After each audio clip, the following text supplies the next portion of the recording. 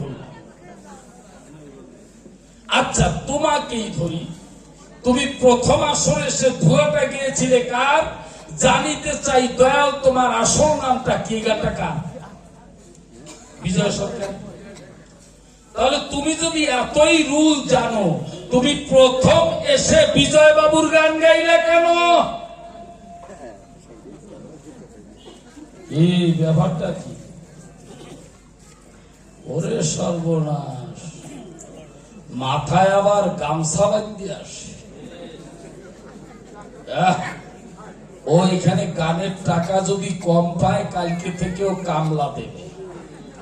আমি চিন্তা করছি ওরে কামলা লবো কালকে। গান তো না, মেশিন গান। মাথায় ভাগরি বান্ধব কবির সরকার পাইছো কোন জায়গা?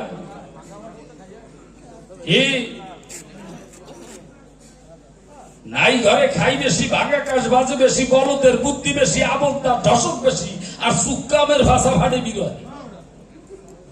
নাম কালাইছো মদন বানিয়ে গুদাম ঘর চোখলা বুদ্ধি নিয়া। ধান নাই চাল নাই গোলা ভরা ইন্দুর, ভাতার নাই পুত নাই কপাল ভরা সিন্ধু। কি গল্প দিতে দিতে জামাই আইছে, জামাই কোন জায়গা যেন মাটিতে শুয়ে গেছে। ওরে হারাম জাদা লক্ষ্মী ছাড়া কিরে হইছরা বাবা ধরা, এই কি সহ্য করা যায়? ও মা, তোমরা কি খালি পায়ে আইছো না কিছু ভাইটাই দিয়েছো? ওরে দেবা না কেন? এতে আবার আমি যে বাড়ি থাকি দেবদাদা চিন্তা করে যে ওরে 100টা টাকা দি।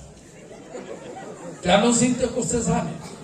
যে ও যা কয়টা তো লেখাপড়া শেখে। কারণ আলোচনা হচ্ছে ভাগ ভাগ প্রশ্ন করে রসতত্ত্ব, মানে যা চৈতন্য চরিতামৃত অমীয় নিবাই চরিত, চৈতন্য দর্শন, চৈতন্য আত্মতত্ত্ব, সার উজ্জ্বল নির্মণি, স্মৃতি নির্মণি, স্মৃতি চিন্তামণি, গোড়া অন্তর্ধান রহস্য, গৌর বিষ্ণু প্রিয় তত্ত্ব, এই সমস্ত বই প্রশ্ন করে। আচ্ছা প্রশ্ন করে কি ঠিকই, এত বড় রুল সরকার জানে, রুল আলা সরকার ঠিকই আছে যার। আচ্ছা দাবর যুগে ঠিকই ছিল, ত্রেতা যুগে টিকে ছিল, সত্য যুগে ছিল, টিকে আনলো কে? টিকে আনছে কলিযুগে মহাপ্রভু। তুই এ দাপরে ত্রেতার আলোচনার মধ্যে এই মহাপ্রভুর টিকিটাই আনলি কেন?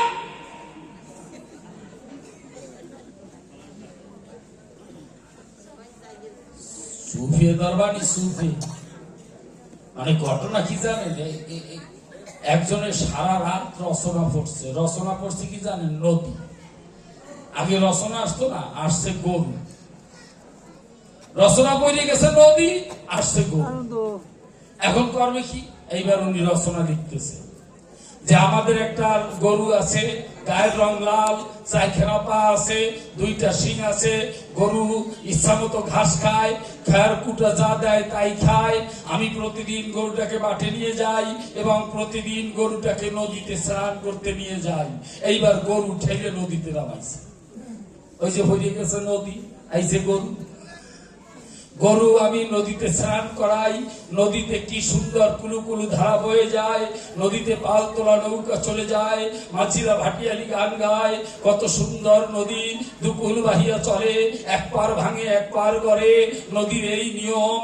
নদী আমাদের নদীমাতৃক দেশ।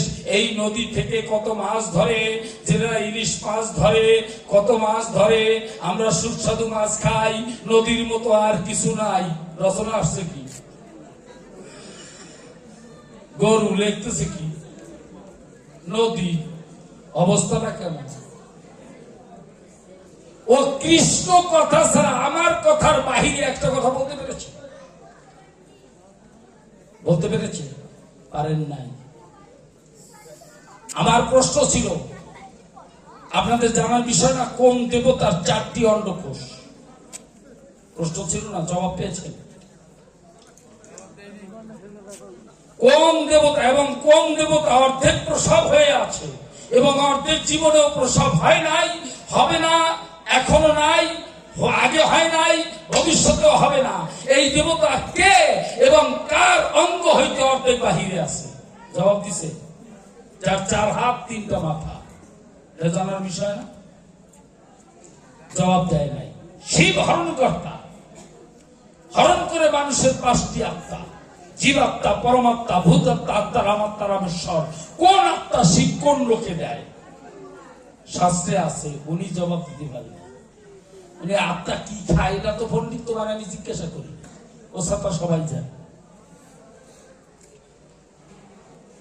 আমার প্রশ্নের জবাব দেওয়া মাতুব্বর, মাতুব্বরি কইরে না।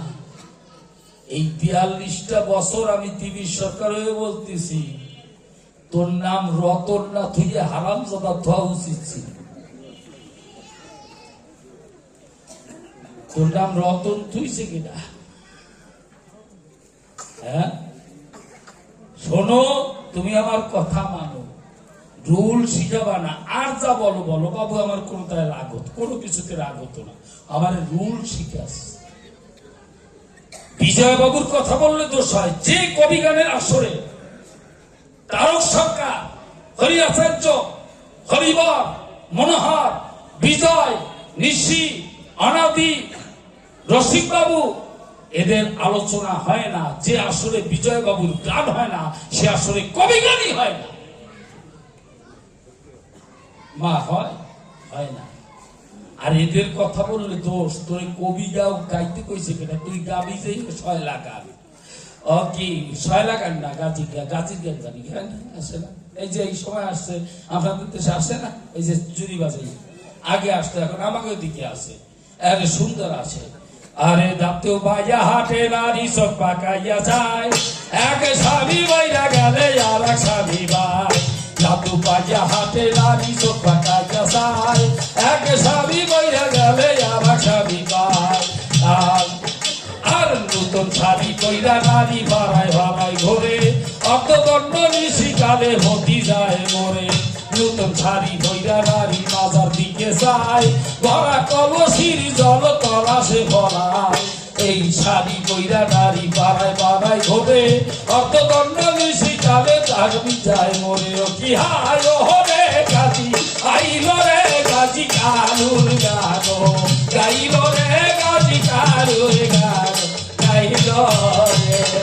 তুই এই 6 লাখ গান গাবি, তোর কবি গান গাতি অনুমতি দিছে কেনা? তাই দেখেন, লক্ষ্য করলে শুরু খুলে বলি সবার ধারে, রাত্র যখন একটু বেশি হবে রস তত বেড়েই যাবে। চতুর্দশীর রাত, কপাল খারাপ হইলে মা কি হয় দেখো। চতুর্দশীর রাত, চতুর্দশী সেদিন কর্তা করবে কি? ওই চতুর্দশীর রাতে কর্তা রেডি হইছে, উনি চুরি করতে যাবে, লুঙ্গি পরে কাঁচা দেওয়া, হাতে শাবল আছে, বস্তা আছে, জামা একটা গায়ে। কপাল খারাপ দিছে দাবার, যেই তারা দিছে দৌড়ের চোটে বড়ই গেছে বেঁধে, জামা ছিঁড়ে ঘুরে রয়ে গেছে, বস্তা বেঁধে রয়ে গেছে, খালি লুঙ্গি খান পরা আর শাবলটা হাতে আছে। শাবল ছিল যা দিয়ে শিং কাটে।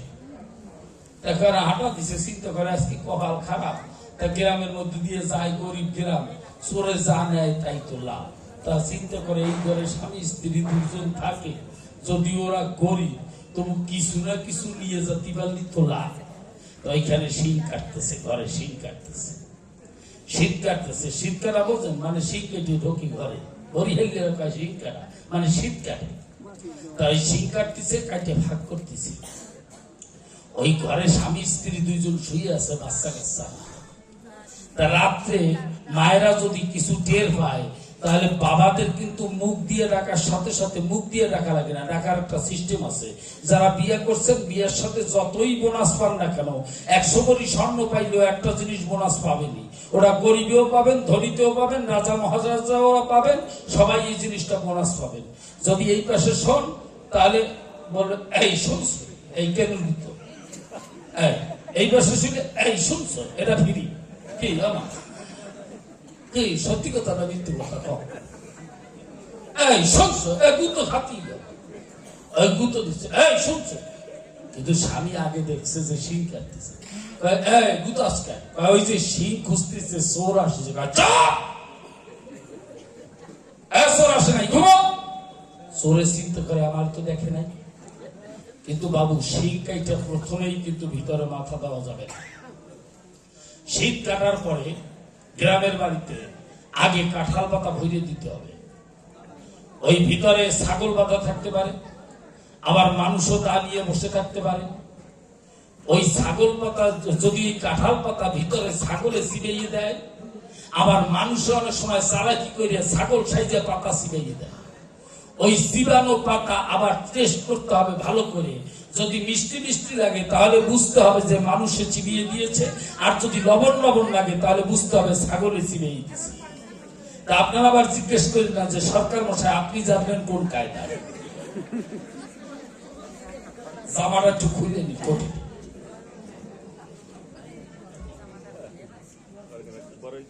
হ্যাঁ, তা এইবার ওই চিবিয়ে দেখতে হয়। এরপরও মাথা দেওয়া যাবে না, প্রকাশ করি কালো হাড়ি লাঠির মাথায় দিয়ে ভিতরে ঢুকাই দিতে হবে।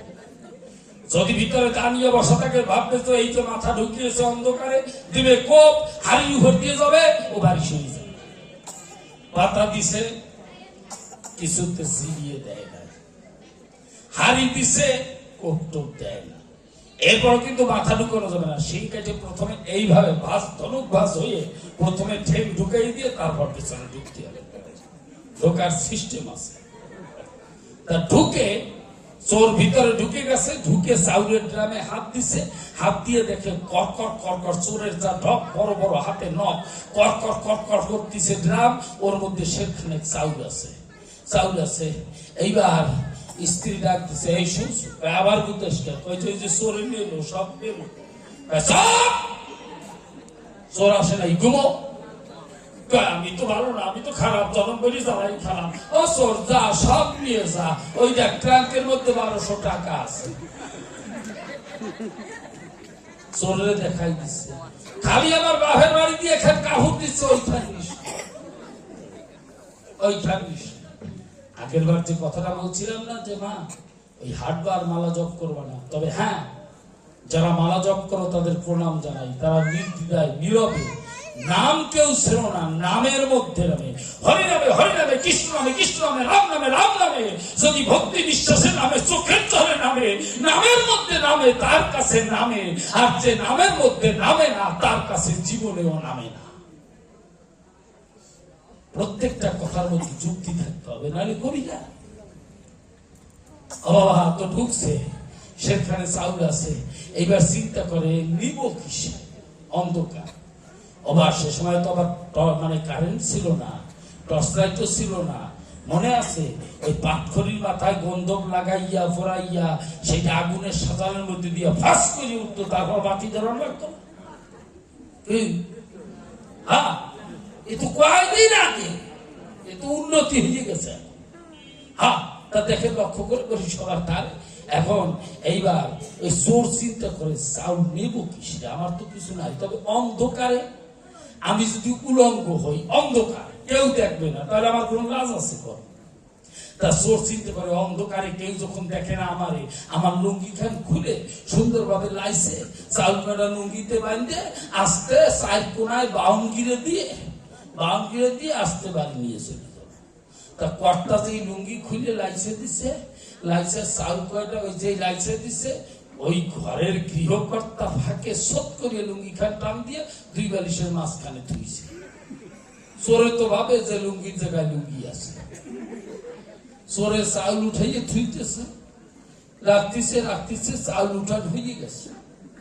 এইবার ওই কানায় গিট দিতে যাবে, এইবার কানা খোঁজে পায়, লুঙ্গি গেল কোয়ানে, কানা খোঁজে পায় না। আজকে আমার ওই বিভক্তিটার মতো, ও যে কোন কানা দিয়ে কবে কানাই খুঁজে পায়, ও কানা খুঁজে পায়। এখন ওই স্ত্রী ডাক দিয়ে বলতেছে, আমি তো ভালো না, আমি তো খারাপ, আমি তো জনগণই তোমার জ্বালাই খারাপ, আমি তো জীবনে কোনোদিন তোমার সুখ দিতে পারলাম না, তবে লাস্টবারের মতো করছি, ওই যে চোর এলো। হ্যাঁ, চোর ঢুকি নাই, ঘুমো। চোরের কাছে অসহ্য হইয়া চোর বলতেছে, চোরে অসহ্য হয়ে বলতেছে, ঘরে চোর ঢুকি নাই তো আবার লুঙ্গি চুরি হলো কেনা?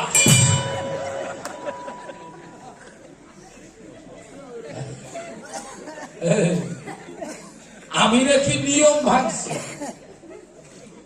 তাহলে প্রথমে বিজয় সরকারের ধুয়ে গাইল কেনা?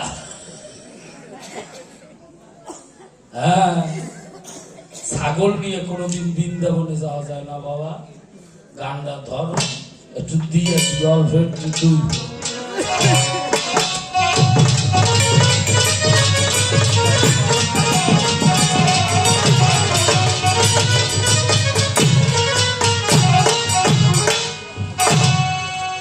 আমি এই ছাগল লইয়া পারলাম না আর বৃন্দাবন যেতে।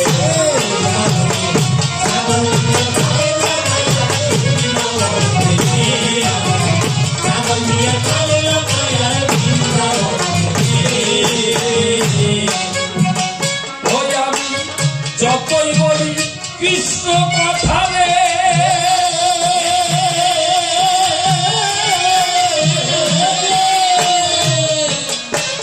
ওই আমি যতই বলি কৃষ্ণ কথা, ছাগল যাবে ধান খেতে।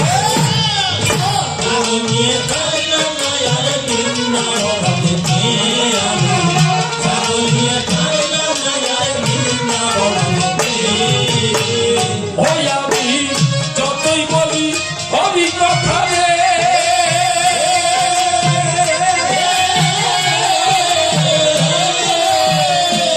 আমি যতই বলি ভাগবত কথা, ছাগল যাবে ধান খেতে।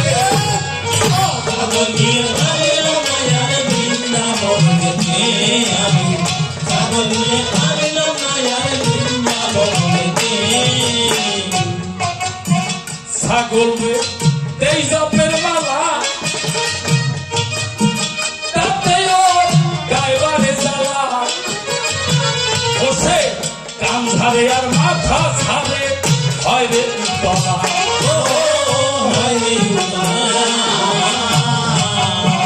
ছাগল রে দেই জপের মালা, তাতেও গাইবারে জ্বালা।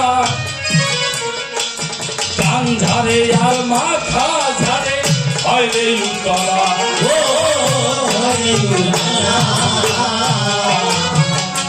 ওরে শিখাইতে চাই ব্রজের খেলা রে,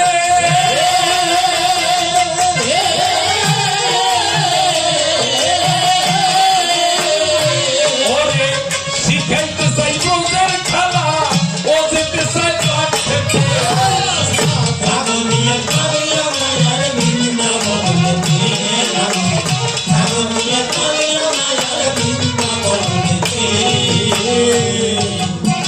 গৌরের মনেতে আফসোস, ওর প্রতি করব না আর রোষ। ভেবে দেখলাম এটা যে ওর জন্মগত দোষ। বাবু প্রথমে উঠে কতক্ষণ গেজাগেজি করে শেষে একটা গান ধরছে যে বাঘের থাবা খাও নাই। গানের মধ্যে শোনেন নাই? বাঘের সাথে লড়াই করছো বোঝো নাই, ওরা কি বাঘ না অবাসা তো। তুমি যদি বাঘেই হও তাহলে তোমার মা কি সুন্দরবনে গেছিল, বাঘের দ্বারে গেছিল, না বাঘ তোমাকে বাড়িয়েছিল? এইটা মিলন গোষ্ঠী জবাবটা দিল। দুজন বাঘের বাচ্চা বাঘ, তাই বলছে গৌরের মনেতে আফসোস, ওর প্রতি করব না আর রোষ। ভেবে দেখলাম এটা যে ওর জন্মগত দোষ। ওর গায়ে থাকতে কামনার দোষ রে,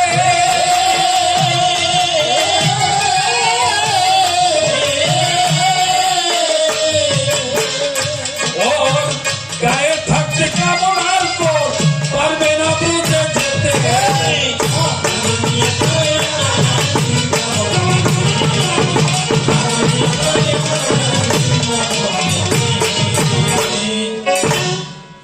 এবার নীরবতে থাকবেন সবে, না জানি কত সময় বলতে হবে। যেভাবে প্রশ্ন করলো দান, আমি আসরে এসে ভালোবেসে ব্যাসদেবের ভূমিকায় অভিনয় করে দিলাম সমাধান। তারই সাথে কয়েকটা প্রশ্ন দিয়া গিয়েছিলাম, আসর ছাড়িয়া কর্তার কাছ থেকে জবাব পাইনি, রাখতে পারিনি কবিত্বের মান।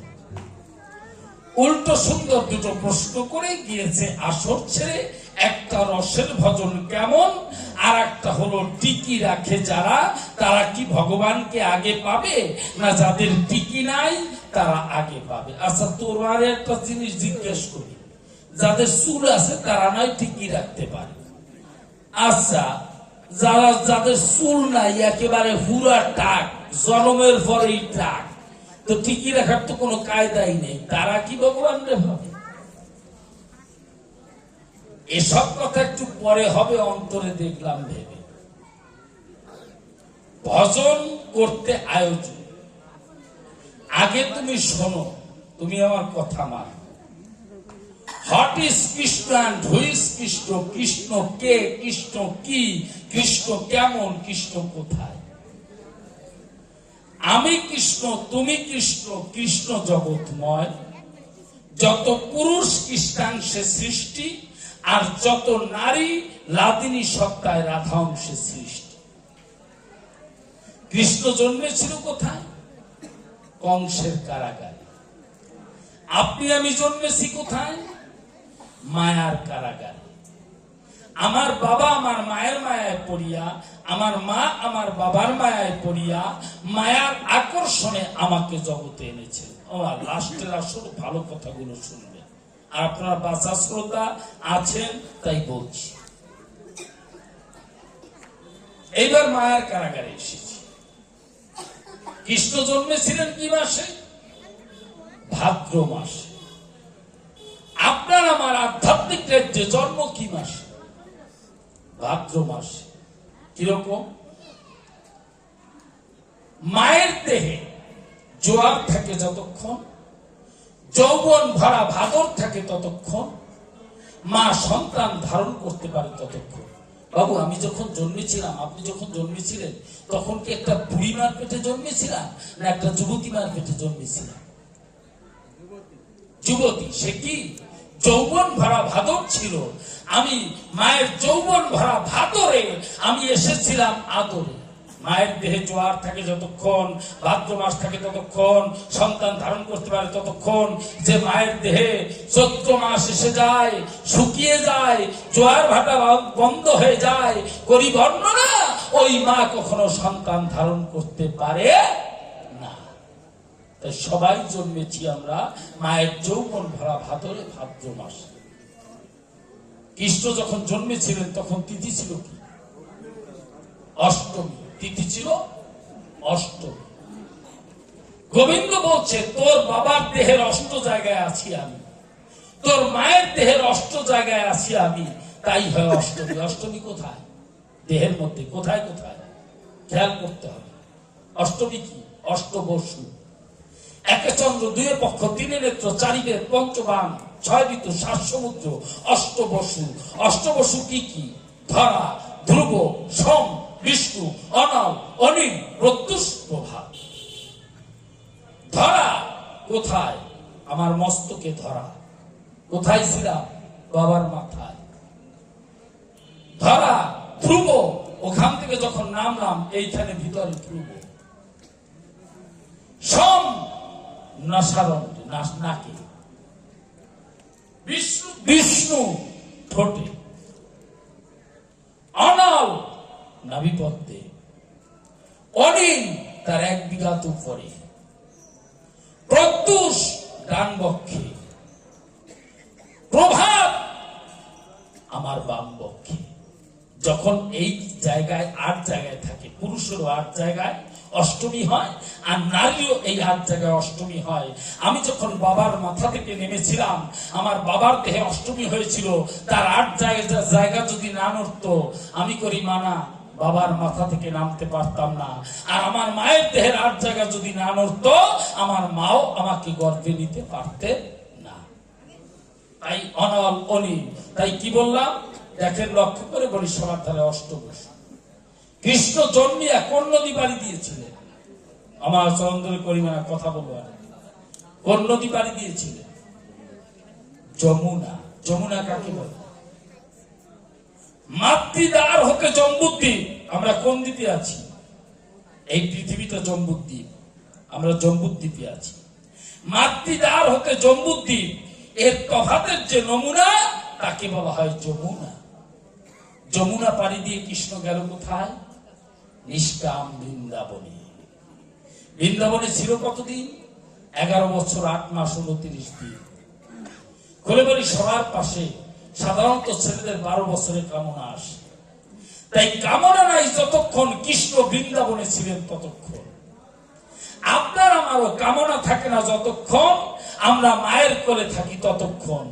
তাই আমাদের শাস্ত্রে লেখা আছে, যদি কোন ছেলে মেয়ের দেহে কামনা আসে, পরিবর্ণনা, ওই ছেলে মেয়েকে মা বাবার বিছানায় রাখা পাপ, রাখা যাবে না। তাহলে আমাদের কামনা নাই যতক্ষণ মায়ের কোল হচ্ছে আমাদের বৃন্দাবন। এই মায়ের কোল বৃন্দাবন। কৃষ্ণ বৃন্দাবনে ছিলেন 12 বছর হওয়ার আগ পর্যন্ত। বৃন্দাবন ছাড়িয়ে এই সময় কৃষ্ণের মাই ছিল কে? রাধা, নিষ্কাম প্রেমে বাধা। ছোট্ট একটা ছেলে, ছোট্ট একটা মেয়ে যদি এইখানে বিল্ডিং এর পেছনে যায়, তো যুবক ছেলেরা লক্ষ্য করবে নাকি? দেখি ওরা কি করে? করবে না, কারণ ওরা নিষ্কাম, ওরা এখনো কামনায় ওদের ধরে না। এই নিষ্কাম বৃন্দাবন। বৃন্দাবন ছাড়িয়ে কৃষ্ণ গেল কোথায়? মথুরায়। এই সময় কে ছিল কৃষ্ণের ভাই? কুবজা। মথুরায় মানে যেই ছেলে মেয়ের বয়স 12 বছর হয়ে যায়, পুরুষের দেহে নারীর দেহের জিন চায়, নারীর দেহের জিন পুরুষের দেহের জিন চায়, একে বলা হয় মথুরায়, মানে মৈথুন চায়। এই সময় আপনার আমার ভাই ছিল কে? কুবোঝা। ছিল না সুবোঝা, ছিল কুবোঝা। এই মথুরা যখন গাঢ় হয়ে যায়, এই সময় মা বাবা ঠিক পায়। এই মথুরা গাঢ় হয়ে যায়, মা বাবা কিন্তু ঠিক পায়। এই ছেলে, তোর বাবা দোকানে গেছে, খুলে বলি তোর কাছে কথা নিবি, এই ভাত কটা একটু তোর বাবাকে দিয়ে আসবি, এই ভাত কটা তোর বাবাকে দিয়ে আসবি। পারবো না। পারবি না কেন? কামাই করে খাওয়াবো কারে? মা বাবা তখন চিন্তা করে, ওর মা আছে, ওর বাবা আছে, ওর ভাই আছে, ওর বোন আছে, ওর আত্মীয় স্বজন আছে, ওর কাকা কাকিমা জ্যাঠা জেঠিমা একই সংসারে আছে, তবুও ইনকাম করে খাওয়ানোর মানুষ পাচ্ছে না, তাহলে ওকে তো পাঠায় ধরছে। এই সময় 6টা পাঠা দেহের মধ্যে মাথা ছাড়া দেয়।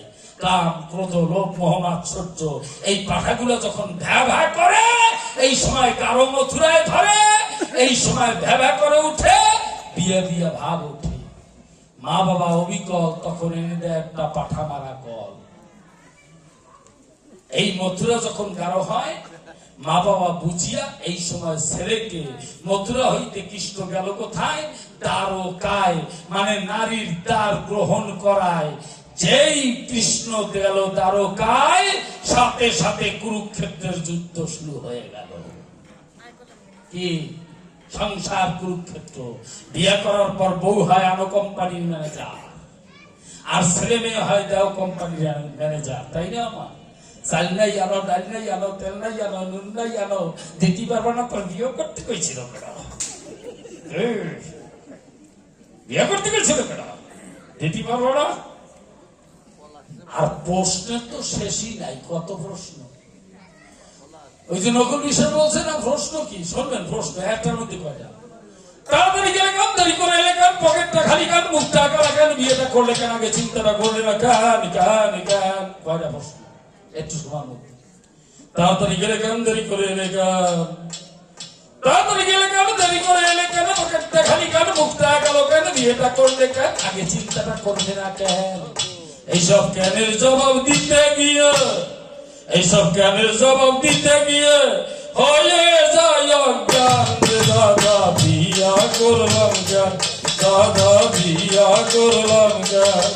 কইলা আমার ঘরে আমি মেম্বার, আমার ঘরে আমি মেম্বার, পরের মাইয়া সে আর ম্যান। বিয়া করলাম জ্ঞান, দাদা বিয়া করলাম জ্ঞান। এই বউ হয় আনো কোম্পানির ম্যানেজার, আর আর ছেলে খাতা দাও, কলম দাও, বই দাও, জামা দাও, প্যান্ট দাও। এরপর ভাষা শুনছেন, দিতে পারবো না তো জন্মাইতে কইছিল কিনা, এটা একটু আসতে কইলাম। এই হচ্ছে ভাষা বর্তমান, বুঝছেন? আপনি বিপদে করে কথা নেবেন, বাবু আপনার ছেলের কাছ থেকে 1000 টাকা ধার নেবেন। ধার নেওয়ার পরে ছেলেকে 3 ভরি ওজনের চেন গড়িয়ে দেবেন, ব্যাসলেট দেবেন, হাতে ব্যাসলেট দেবেন, স্বর্ণের আংটি দেবেন, কমপ্লিট স্যুট দেবেন, জুতা দেবেন, তার পেছনে 30 লাখ টাকা খরচ করবেন। এরপরেও কিন্তু আপনার ছেলে আপনার কাছে ওই 1000 টাকা পাবেই পাবে। ও দিতেই হবে, কারণ এটা কুরুক্ষেত্র, দেওয়ার ফলা দিতেই হবে। কি মিথ্যে কথা কই নাকি? মিথ্যে কথা যদি কই তাহলে ও যেন আমার 20 টাকা, ও না কি কইলাম, মিথ্যে কথা কব না। এইবার যখন কুরুক্ষেত্র যুদ্ধ শুরু হয়ে যায়, নারী পুরুষ কুরুক্ষেত্র, কুরুক্ষেত্র যুদ্ধই ছিল কয়দিন? 18 দিন। কুরুক্ষেত্র যুদ্ধ 18 দিন। দেহের মধ্যে মোকাম কয়টা? 18টা। গীতার মধ্যে অধ্যায় কয়টা? কথা কয় না কেন? এত 18 দিনে লেখেন ব্যাপারটা, অধ্যায় 18টা। আর আমি বিয়ে করছি, আমার দরজা নয়, যারে বিয়ে করছি তার উপরে দরজা নয়, না নয় কত হয়? ওই আবার 18। কেন ব্যাপারটা? এই চোখে 2, কানে 2, নাকে 2, মুখে 1, লিঙ্গমূল প্লাস গুচ্ছদার, তার উপরে নয়, আমার উপরে নয়, 18 দিন পর এক এক দরজায় যুদ্ধ হবে কয়দিন? এক এক। এই কুরুক্ষেত্র যুদ্ধে সবচেয়ে বেশি সৈন্য মারা গেছিল কখন? দিনের যুদ্ধে না নিশি যুদ্ধে? নিশি যুদ্ধে। যেদিন রাতে ঘটোৎকচকে আহ্বান করা হলো, মনে আছে? হিড়িম্বার পুত্র, ভীমের পুত্র ঘটোৎকচকে আহ্বান করলো। যেদিন ঘটোৎকচ রাতে মারা গেল, ওই রাতের যুদ্ধে বেশি সৈন্য মারা গেল। আমরাও সবাই দিনের বেলা এই নারী নামক কুরুক্ষেত্রে নারীর কাছে, যার যার স্ত্রীর কাছে দিনের বেলা পয়সা পাইসা থাকি বাবা, কিন্তু রাত্রের যুদ্ধে বাঁচো কয়জন? সব ঘটোৎকচ।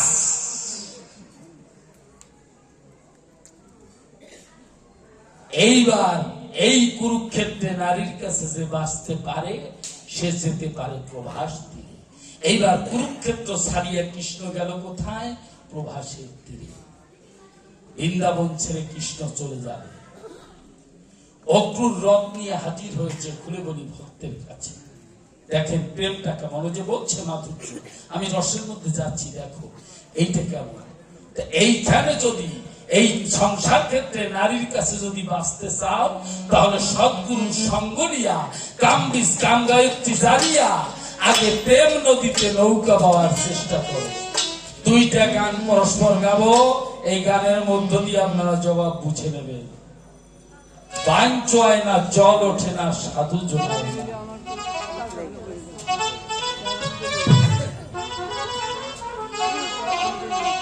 বাঞ্চ হয় না, জল ওঠে না, সাধু জনার নাই। হায় হায় বাঞ্চ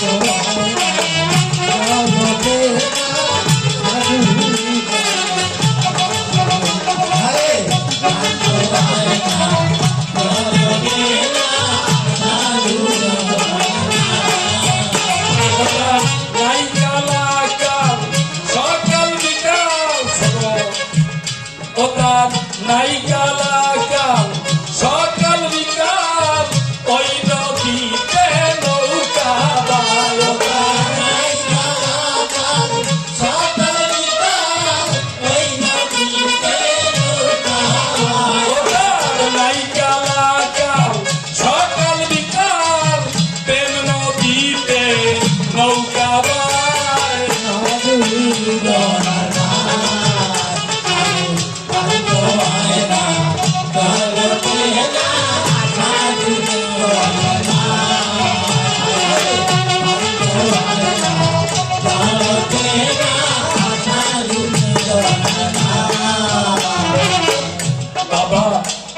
পঞ্চরসে রসিক হয় রে যারা ফুটে ওঠে ওই রূপের ঝলক প্রেমের চেহারা বাবা পঞ্চরসে রসিক হয় রে যারা তাদের ফুটে উঠে ওই রূপের ঝলক প্রেমের চেহারা সকাল বিকাল ইচ্ছা মতো নেই ঘাটে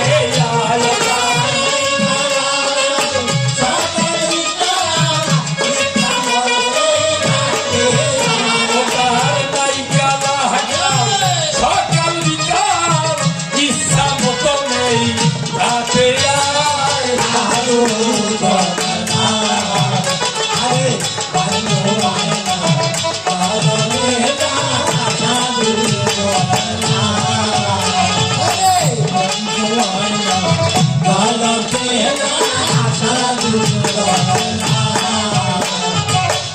নদীর এই পার হইতে ওই পার যখন যায়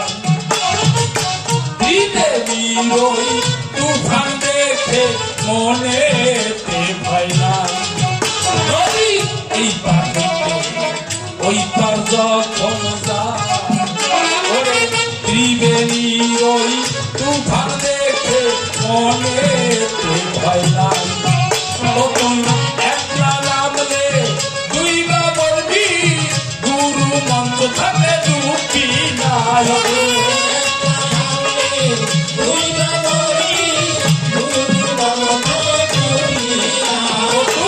একলা নামলে দুইবা বলবি গুরু মন্ত্র থাকলে দুঃখী না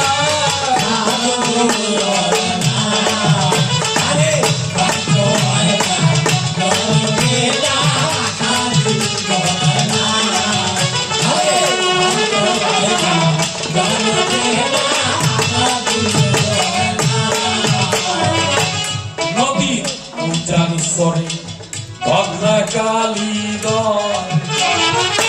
কামু গেলে তারে বলি দেয় আর প্রেমিক ঢেউ খেলায় নদীর উজান সরে ভদ্রা কালী কামু গেলে বলি দেয় আর প্রেমিক ঢেউ খেলায় নদীর নিচে আছে হাঙ্গর তুমি পেলে তোরে আর ছাড়বে না নদীর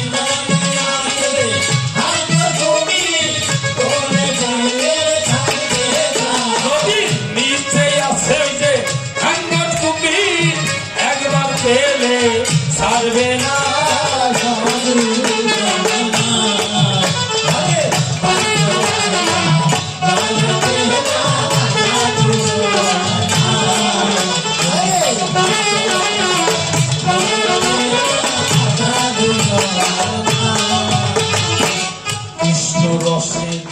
রসিক যদি হও রাধা দেবী রসে ভেসে প্রেমে ঢেউ খেলাও কৃষ্ণ রসে রসিক যদি হও রাধা রসে যুক্ত হয়ে নিজে ঢেউ খেলাও জীবাত্মায়া পরমাত্মার মিলন কেন করলি না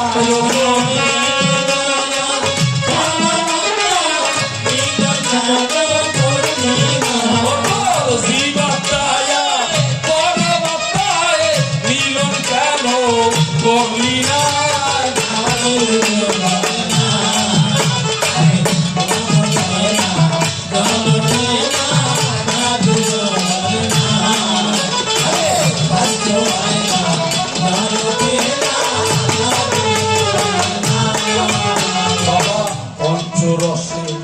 রসিক হয় রে যারা উঠে উঠে তাদের রূপের ঝলক প্রেমের চেহারা পঞ্চরসে টিকি রাখো নারীর কাছে টিকি না নাম কি এই জন্য এর নাম টিকি এর মধ্যে আছে রাধা কৃষ্ণের জ্যোতি এই জন্য আর এক নাম জ্যোতি। এই যদি নারী যতক্ষণ থাকবে ভাই দেখবি খালি যায় ভাইয়ের বস্তু ডাইনে নিয়া, যদি ডাইনে থাকে বন্টি তাহলে এর আর এক নাম বন্টি। একটা টিকি, একটা জ্যোতি, একটা বন্টি। এই উপরের চুলে কিছু আসে যায় না। তোর এইখানে ব্রহ্মরন্ধ্রের ভিতরে যেখানে মহারাজ রাশেশ্বরী বিরাজ করে, যেখানে স্বয়ং মহাদেব নিজে নারী সেজে গিয়ে ঘাট ধাক্কা খেয়ে তার চুলের জটা ছিঁড়ে ফেলেছিল, সেই দুইটা জটায়, এক জটায় রজকিনী আর এক জটায় চণ্ডীদাস, এরা হয়ে রসের ভজন জগতে করেছে প্রকাশ। ওই রসে না গেলে ভিতরে চণ্ডীদাস যতক্ষণ আসবে না, রজকিনী যতক্ষণ আসবে না, ততক্ষণ তোমার ভজন হবে না। আর সেই ভজন পেতে হলে পঞ্চরসের করণ হিসাব করে কাম্বিস কামলা জানিয়ে করতে হয়, না হলে তার মরণ হয়। এই জন্য বলছে পঞ্চরসে রসিক হয় যারা, ফুটে উঠে ওই রূপের ঝলক প্রেমের চেহারা। পঞ্চরসে রসিক হয় রে যারা, ফুটে উঠে ওই রূপের ঝলক প্রেমের চেহারা। গোসাই মদন মোহন কয় ভাবিয়া এমন রসিক কয় জনায়,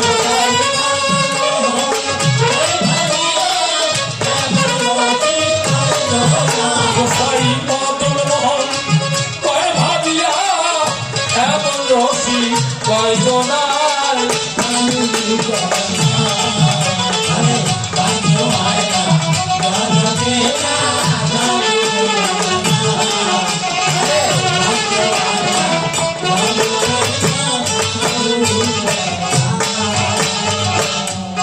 এইখানে দেখো লক্ষ্য করে খুলে বলি তোমার এই প্রেম যারা করে তারা ভজন সম্পর্কে জানতে পারে। একটু সময় ভিতরে কি বুঝাবো তোমার, তবে তুমি জেনে রাখো কৃষ্ণ রসটা কেমন, কৃষ্ণ প্রেমটা কেমন, সবার উপরে ভক্তি করা। আমরা সরকাররা যুক্তি করি, তর্ক করি, যা করি না কেন সবার উপরে ভক্তি। এই ভক্তির উপরে কিছু নাই, ভক্তি বিশ্বাস শেখানো। জ্ঞান প্লাস ভক্তি নিশ্চিত হলে গীতাই করেছে সাব্যস্ত জ্ঞানী ভক্ত শ্রেষ্ঠ। এক জমিদারের ওষুধ করেছে, রাজবন্ধু ডাক দিয়ে বলছে, রাজা তুমি রাজা, তুমি জমিদার, তোমার কোনো আমার কাছে এমন কোন ওষুধ নাই তুমি ভালো হবে। বলছে কোন ওষুধ কি নাই? বলছে একটা ওষুধ আছে। কি? হিমালয়ের পাদদেশে সাধুরা থাকে, তারা বসে ধ্যান করে। ওইখানে এক প্রকারের পাখিরা আছে যাদের বড় বড় ঠোঁট। পাখিরা কৃষ্ণ নাম গায়, কৃষ্ণ কথা কয়, আর বহু দূরে উড়ে গিয়ে পবিত্র জল এনে সাধুদের চরণ ধরায়। বাবা, একটা বনের পাখিতেও ভক্তের চরণ তুলি নেয়, আর আমরা মানুষ হয়ে মানুষের চরণ তুলি নেই না।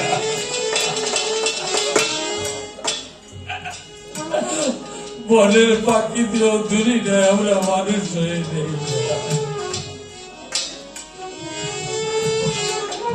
বনের পাখি ঠোঁটে জল এনে ভক্তদের সন্নিধানে ভক্তদের চরণ ধুয়ে দেয়, আর মনে মনে বলে, গোবিন্দ পাখি জনম দিয়েছ, যে জনমি পাই না কেন, যেন তোমারি নাম গাইতে পারি। হে গোবিন্দ পাখি জনম দিয়েছ, যে জনমি দাও না কেন, যেন তোমারি গান গাইতে পারি। পাখি জনম দিয়েছে, রাজবন্ধু বলছে ওর একটা পাখিকে ধরে এনে কর্তন করে মানে কেটে যদি তুমি খেতে পারো তোমার রোগ ভালো হয়ে যাবে। এই পাখিটাকে কে ধরবে? এক ধূর্ত ব্যক্তি, কপট ব্যক্তি, ভিতরে কুটিলতা, বাহিরে সাধুর পোশাক পরিহিতা, সাধুর পোশাক পরে ওই সাধুদের এক কর্নারে গিয়ে বসে পাখিরা কৃষ্ট কৃষ্ট বলতে বলতে এসে ওই জল দিয়ে চরণ ধোয়াতে ধোয়াতে যখন ওই সাধুর কাছে এলো, সাথে সাথে পাখিটা ছিটকে গেল। এ তো সাধু না, বাহিরে সাধুর পোশাক পরা, এর ভেতরে তো বিষে ভরা, এ তো সাধু না। মনে মনে বলছে আমি কে চরণ ধোয়াবো না ধোয়াবো না। এমন সময় গোবিন্দ সাড়া দিয়ে বলছে তুই এর চরণ ধোয়া, নইলে এই জগতে সাধু সাধের বড় কলঙ্ক হবে। তুই যদি চরণ না ধোয়াস তাহলে বৈষ্ণব সাজের বড় কলঙ্ক হবে। চরণ ধোয়া, চরণ ধোয়া। পাখিটা জানে আমি ধরা খাবো, ধরা পড়ব। আর কৃষ্ণ বলে ঠোঁটের জলের সাথে চোখের জল মিশিয়ে ওই সাধুর যখন চরণ ধোয়ালো, ধোয়াবার পরে বলি সমান ভাবে খাপ করে ও পাখিটাকে ধরে, ও তো মূলে সাধু, সাধুর পোশাক, পাখিটাকে ধরে খাঁচায় পুড়িয়ে নিয়ে জমিদার সামনে, জমিদারের সামনে রেখে দিল। পাখি ডাক দিয়ে বলছে ও জমিদার তুমি কেন আমাকে ধরে এনেছি? বলছে আমার কঠিন অসুখ করেছে। রাজবন্ধু বলেছে যদি তোমাকে কেটে আমি সেবা করি তাহলে আমার রোগ সেরে যাবে, আমার রোগ সেরে যাবে। বলছে ভুল রাজা, ভুল, তুমি ভুল বুঝছো। আমাকে কেটে খেলে তোমার রোগ সারবে। তোমার কি মনে আছে তুমি একদিন তাড়াতাড়ি বাড়ির মধ্যে প্রবেশ করতেছিলে, তোমার বাড়িতে বাহির দরজায় একজন বৈষ্ণব থাকে না, চিত্রশীল পোশাক পরা, সারা অঙ্গে কুষ্ঠ বেধি, রক্ত পুজ ঝরে অঙ্গ থেকে সদায় হা কৃষ্ণ বলে চোখের জলে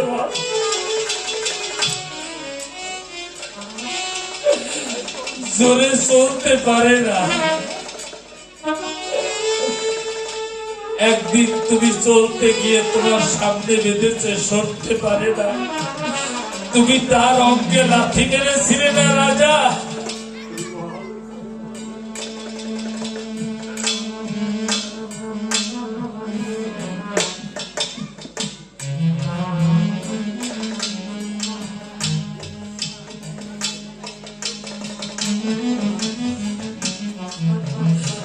তুমি তার অঙ্গে লাথি মেরেছিলে।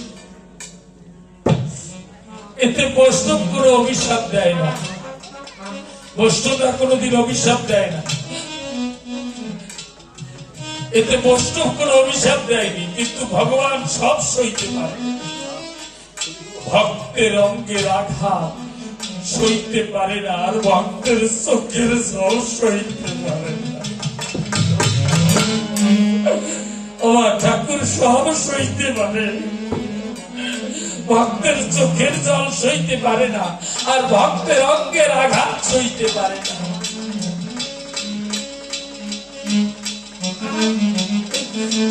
সেদিন বৈষ্ণব তোমায় কোনো অভিশাপ দেয়নি, কিন্তু গোবিন্দ সহ্য করতে না পেরে তোমাকেই বেঁধে দিয়েছে। হে গোবিন্দ দয়াময়, যে মা করিয়াছে দান রাখিও তাহার মান সর্বাঙ্গীন সুখে রাখিও। তাই তুমি কথা নাও, আমাকে হত্যা না করে, খুলে বলি সবার ধারে, আমাকে হত্যা না করে তুমি এক কাজ করো, তুমি ওই বৈষ্ণবকে এনে, কুষ্ঠ বেদিওয়ালা বৈষ্ণবকে এনে তার চরণ ধোয়, চরণ ধৌত জল যদি তুমি সেবা করতে পারো তাহলে তোমার বেদি ভালো হয়ে যাবে।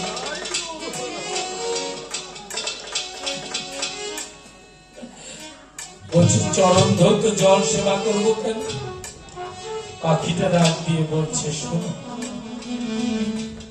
এই জগতে ঠাকুর বলেছে আমা হতে আমার নাম বড়, নাম হতে ভক্ত বড়, ভক্ত হতে ভক্তের চরণ তুলিয়া বড়। গোবিন্দ বলেছে রাধারানী, যেখানে ভক্ত সঙ্গ হয়, কৃষ্ণ কথা হয়, সেটা হয় নববৃন্দাবন। যেখানে এক ভক্ত আর এক ভক্তকে আলিঙ্গন করে, এক ভক্ত আর এক ভক্তের চরণ ধুলি নেয়, চোখের জলে ভাসে, এক ভক্ত আর এক ভক্তের চোখের জল দিয়ে চরণ দেওয়া, ওই চরণ ধুলি চরণ ধৌত জলের আশায় রাধারানী আমি তোমাকে নিয়ে ওই ভক্তের মধ্যে যাই ভালো। রাধা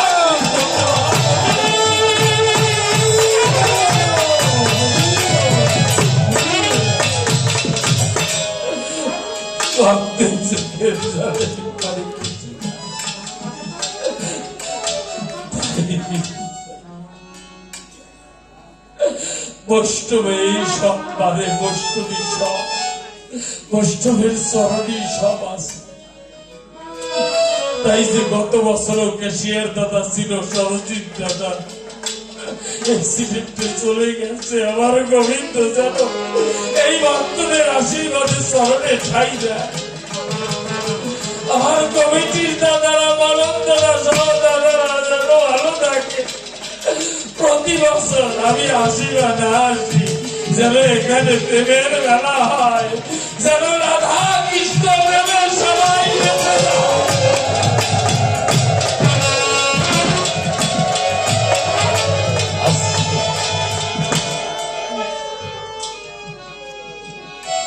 আজ জমিদার যখন গিয়া ওই ভক্তকে আনিয়া চরণ ধৌত করিয়া পাখির কথা অনুসারে যায় জলপান করবার করে, হঠাৎ রাজা দেখতে পায় ওই জলের মধ্যে সূক্ষ্ম সূক্ষ্ম কীট ভেসে বেড়ায়। সাথে সাথে মনে অহংকার নিয়া জলের পাত্র ধরে ছুঁড়ে দিয়েছে। গড়াতে গড়াতে গিয়ে পাত্রটা দাঁড়িয়ে পড়েছে। পাখিটা ডাক দিয়ে বলছে, ও রাজা, আজকে যা তুমি করলে, এতদিন যা করেছিল তার ক্ষমা ছিল, কিন্তু আজকে যে ভক্তের চরণধুলির আশা গোবিন্দ করে, রাধারানী করে, তাই তুমি অবহেলায় ফেলে দিলে। আর তোমার বাঁচার পথ দেখি। দেখো দেখো দেখো, ওই পাত্রে 2 ফোঁটা জল আছে। তুমি রাজা কথা নাও, ওর 1 ফোঁটা জল এনে তুমি আমার ঠোঁটে দাও। রাজা পাখির কথা অনুসারে ওই 1 ফোঁটা জল এনে যেই পাখিটা ঠোঁটে দিয়েছে, পাখিটা হা কৃষ্ণ বলে খাসার মধ্যে দেহ ত্যাগ করছে। রাজা দেখতে পায় পাখিটা দেহ ত্যাগ করেছে, তার দেহের মধ্যে হতে আর একটা আত্মা পাখি বেরিয়ে গেল। রাধা গোবিন্দ সোনার সিংহাসনে এসে পাখিটাকে কোলে নিয়ে চলে গেল। রাধা গোবিন্দ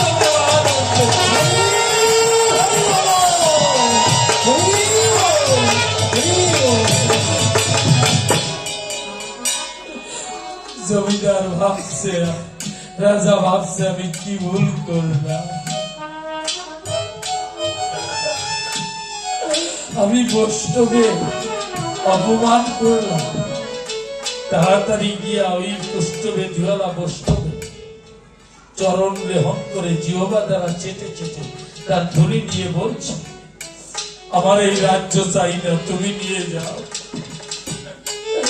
আর আমাকে কৃষ্ণ নামের দীক্ষা দিয়ে বৃন্দাবন পাঠিয়ে দাও। আমার যেন রাধা গোবিন্দের দর্শন হয়।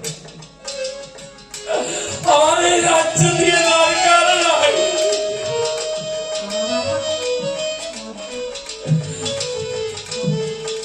বৈষ্ণব ডাক দিয়ে বলছে, জমিদার, মা ভোগী ভয় না, তোমার যত পাপ আছে জমিদার, তোমার যে ভক্তি উদয় হয়েছে সব পাপ আমি দিলাম।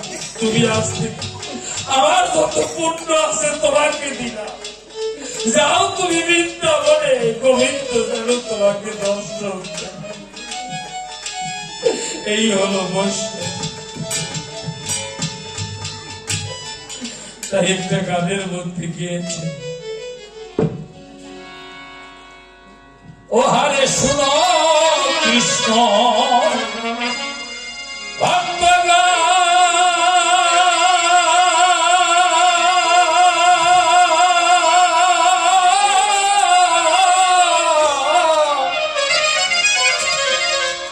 আমার বিদায় বেলা দিয়ে গেল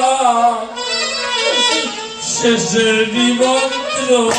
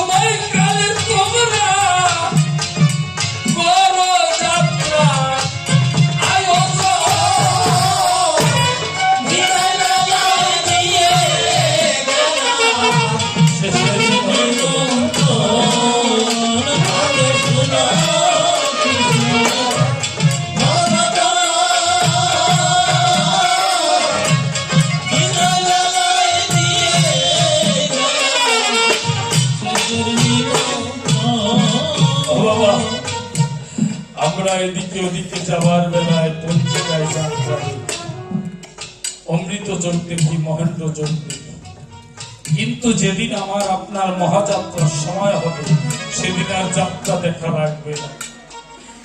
তাই কবি বলছে মহাযাত্রার সময়, আমার মহাযাত্রার সময় কালে তোমরা করুন সেই যাত্রার আয়োজন। নিমন্ত্রণ দিয়ে যাচ্ছে জগতের যারা রাজা মহারাজ কাল ছিল যারা, কোথা তারা আজ সারাটি দিবসের সুখ দুঃখ রাজ দিচ্ছে সন্ধ্যাবেলা। বাবা, এই যে প্রেমের মেলা যদি ভেঙে যায় আর এই মেলা পাওয়া যাবে না। কালকে এরকম সময় আসতে, কালকে এরকম সময় এসে এখানে দেখবে কেউ নাই। এই প্রেমের মেলা ভেঙে গেলে আর মেলা পাওয়া যায় না। এই মেলায় যত বাড়বে জীবনে অর্থ তো লাগবে চলতে পথে, কিন্তু এই পরমার্থ ভক্তের চরণ ধরে আর ভক্তের সাথে আলিঙ্গন দিয়ে এই ধন দিয়ে যায়। আমার মহাযাত্রা সময়কালে তোমরা পদযাত্রা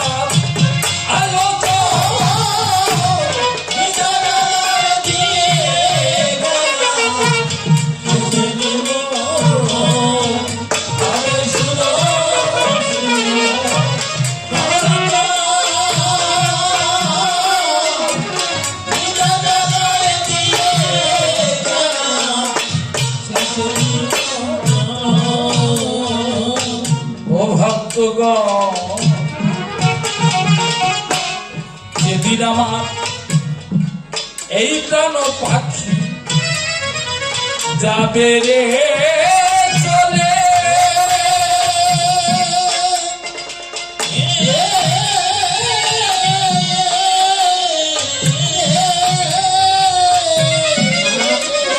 কৃষ্ণ নাম শুনাইয়ে দিও আমার কর্ণ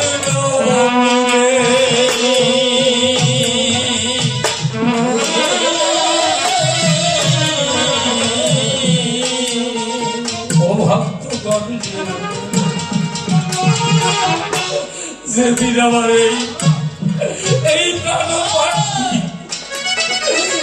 যাবে চলে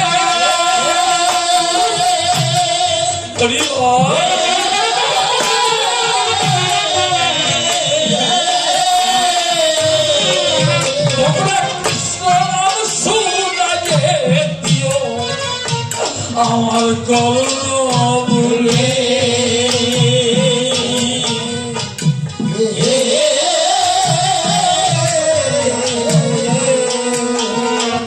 নিয়ে আমায় তুলসী তলা হাতে দিও সাপের মালা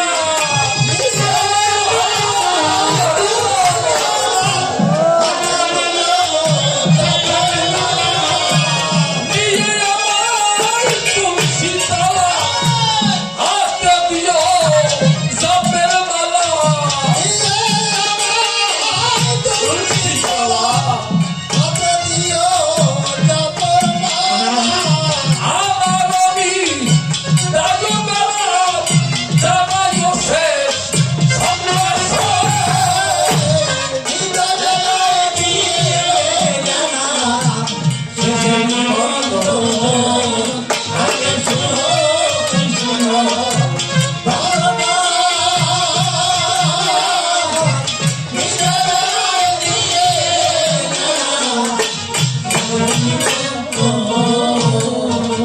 ও ভক্তগণ আমার বিদায় কালে কাছে যদি আসে মা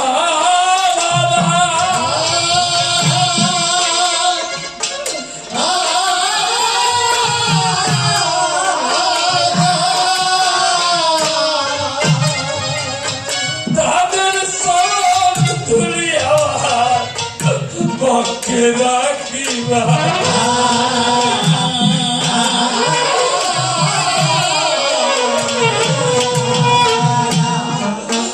ও ভক্তগণ আমার বিদায় বেলা কাছে যদি আসে মা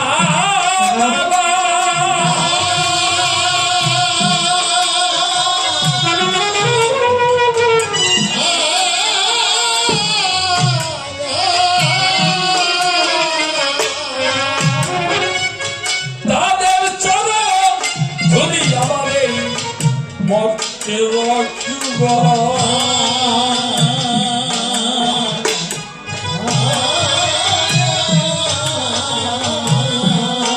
মুখে হরে কৃষ্ণ হরি বলে হরি দিও আমার জানলে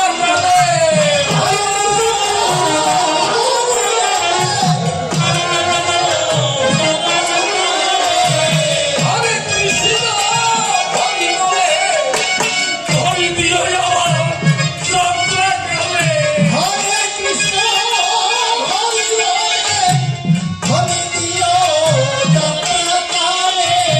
আমার নবী তাদের কালে জামাই শেষ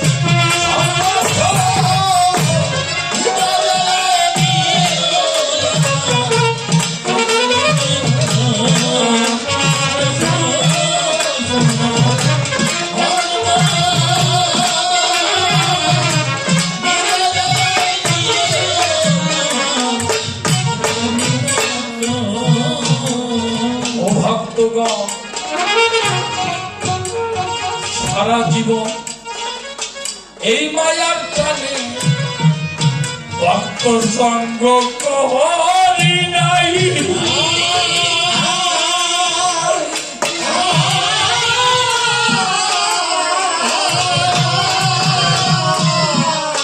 আমার বিদায় বেলা কাছে যেন তোমাদেরকে পাই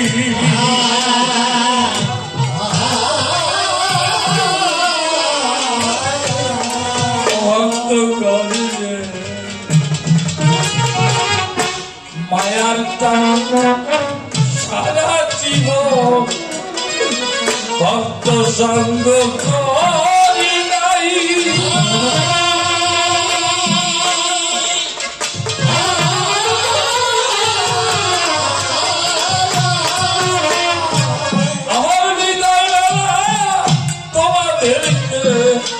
কাছে জানো ভাই